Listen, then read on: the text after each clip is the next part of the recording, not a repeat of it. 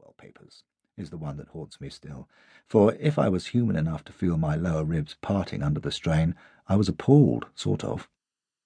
You see, while I had written a straightforward introduction describing the discovery of the papers in a sale-room in Ashby de la Zouche, that ought to have warned them, and larded it with editorial footnotes, there had been no intent to deceive. For one thing, while I'd done my best to write first person in Victorian style, I'd never imagined that it would fool anybody.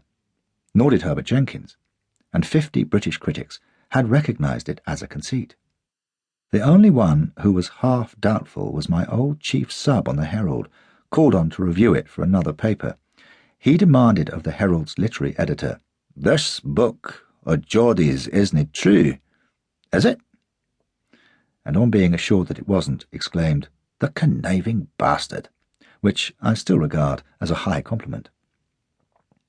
With the exception of one left-wing journal which hailed it as a scathing attack on British imperialism, the press and public took Flashman, quite rightly, at face value as an adventure story dressed up as the memoirs of an unrepentant old cad who, despite his cowardice, depravity and deceit, had managed to emerge from fearful ordeals and perils an acclaimed hero, his only redeeming qualities being his humour and shameless honesty as a memorialist. I was gratified, if slightly puzzled, to learn that the great American publisher, Alfred Knopf, had said of the book, "I haven't heard this voice in 50 years," and that the Commissioner of Metropolitan Police was recommending it to his subordinates. My interest increased as I wrote more Flashman books and noted the reactions.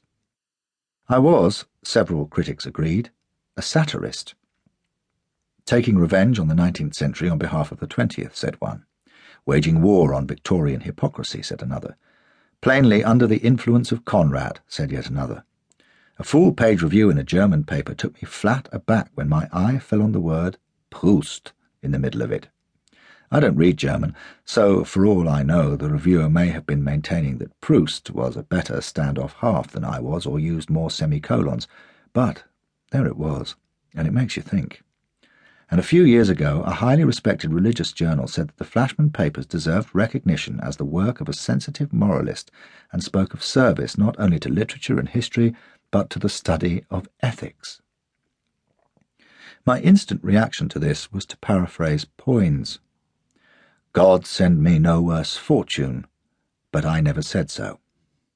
While feeling delighted that someone else had said it, and then reflecting solemnly that this was a far cry from long nights with cold tea and cigarettes, scheming to get Flashman into the passionate embrace of the Empress of China, or out of the toils of a demented dwarf on the edge of a snake pit. But now, beyond remarking that the anti-imperial left-winger was sadly off the mark, that the Victorians were mere amateurs in hypocrisy compared to our own brainwashed, sanctimonious, self-censoring and terrified generation, and that I hadn't read a word of Conrad by 1966, and my interest in him since has been confined to Under Western Eyes, in the hope that I might persuade Dick Lester to film it, as only he could. I have no comments to offer on opinions of my work. I know what I'm doing, at least I think I do, and the aim is to entertain, myself for a start, while being true to history, to let Flashman comment on human and inhuman nature, and devil take the romantics and the politically correct revisionist both. But my job is writing, not explaining what I've written, and I'm well content and grateful to have others find in Flashy whatever they will. I've even had letters psychoanalyzing the brute, and return to the question with which I began this article.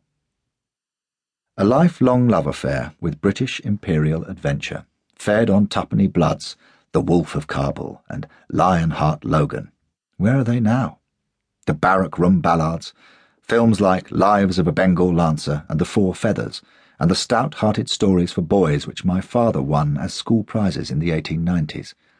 The discovery, through Scott and Sabatini and Macaulay, that history is one tremendous adventure story, soldiering in Burma and seeing the twilight of the Raj in all its splendour.